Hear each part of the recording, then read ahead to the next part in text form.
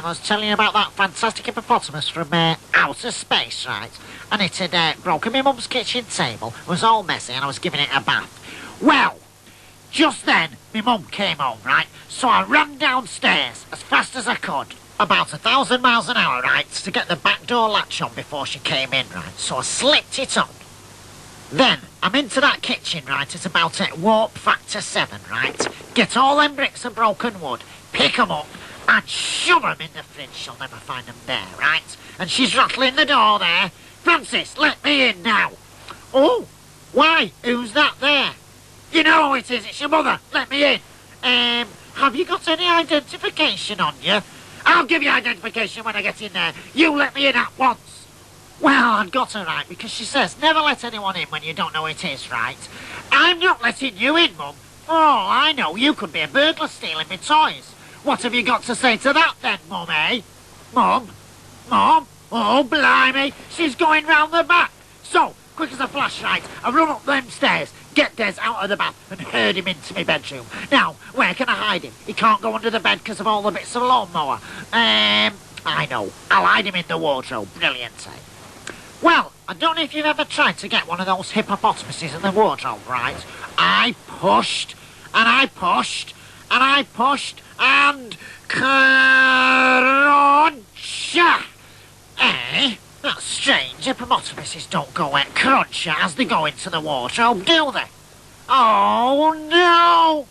It's sat on my Thunderbird 2 model. I've been working on that for 5 years, right? It's radio controlled with a detachable pod. Which brings me, incidentally, nicely to rule number 3. Remember, rule number 1 was always give your hippopotamus a fantastic name. Number 2, never, ever let your mum know you got one. And number 3, never put your hippopotamus in the wardrobe unless you've taken out your Thunderbird 2 model first. Brilliant. So just then, my mum shouts, Frank! Yes, Mum? What's all this wood doing in our fridge? Ooh, what wood's that then, Mum? Our fridge is full of wood. Wood? Did you say wood, Mum?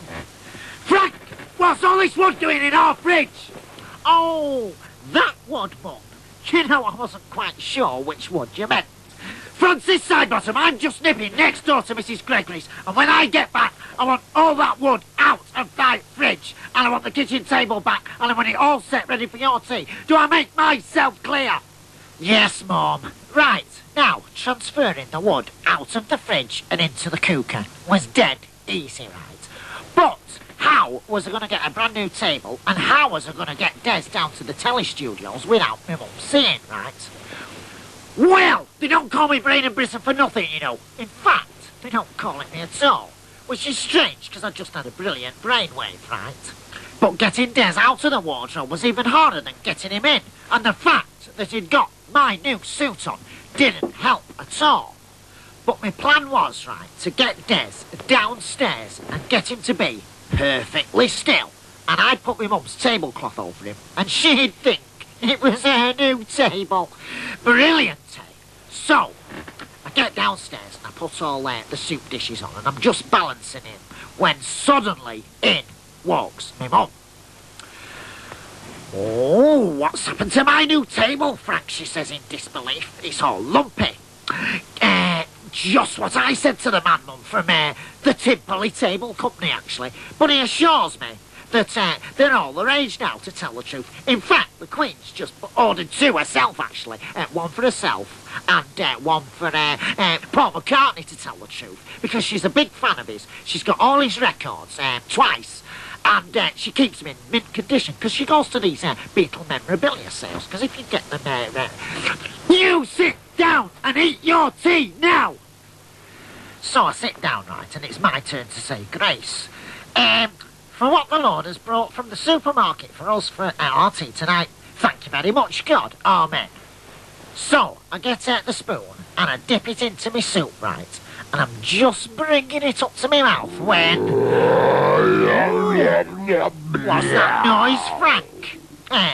Oh, what noise is that, Mum? That sort of... Oh, you mean that sort of Wow. Oh, don't you read the papers, Mum? All tables have that built into them nowadays. It's a sort of warning device. Warning about what, Frank? Oh, Mum, it means danger, actually. What sort of danger then, Frank? Bang! All the wood exploded right all round the kitchen, and Des was off like a shot. Oh, isn't it marvellous what they can build into kitchen tables? I shouted to my mum as I ran after Des, right?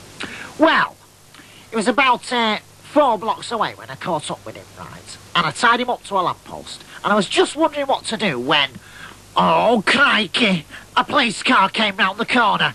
I mean, you probably get life imprisonment in solitary confinement with no TV, comics, or sweets for hippopotamus rustling. Oh, what have you got there then, Frank? Says Constable Chikoki, who's looking at Des, who is still dressed in my best suit. Well, to tell the truth there, officer, actually it's, well done, Frank, says Constable Chikoki. That hippo has been on the loose since early this morning, when it escaped from a travelling circus. I suppose you'll be after the reward money. Reward money? Oh, yes, officer. In fact, I was just on my way to bring in Des. I mean, this dangerous, wild hippopotamus. Well, I was quite sad, really. And I think Des was too, as the 2 men drove him off in a cage on the back of a lorry. But I had £50, which means I could get me mum a new table and brand new suit for myself, new tablecloth, shampoo, etc. and still have £5 left. So, the cold hard facts of business are, if you're going to set up on your own, I suggest you go for hippopotamuses instead of golf balls, because you've only got to collect about 17,000 of them, and you're a millionaire. Brilliant, But you must remember the 3 golden rules, which are, number 1, always give your hippopotamus a fantastic name. Number 2, never, under any circumstances, let your mum know you've got one. And number 3, don't put your hippopotamus in the wardrobe till your Thunderbird 2 model's out. Do all that and you can't fail. Brilliant. Right, this is looking pretty tidy now. I think that should be alright with me mum. Right, see you next time. I'm going to watch telly now. Right, just tune in this. Oh, blimey. Right. Well, that's another fantastic tale, written with a fabulous pen. Oh, I think you will all agree I am brilliant on TV. So tune in next time when you'll see,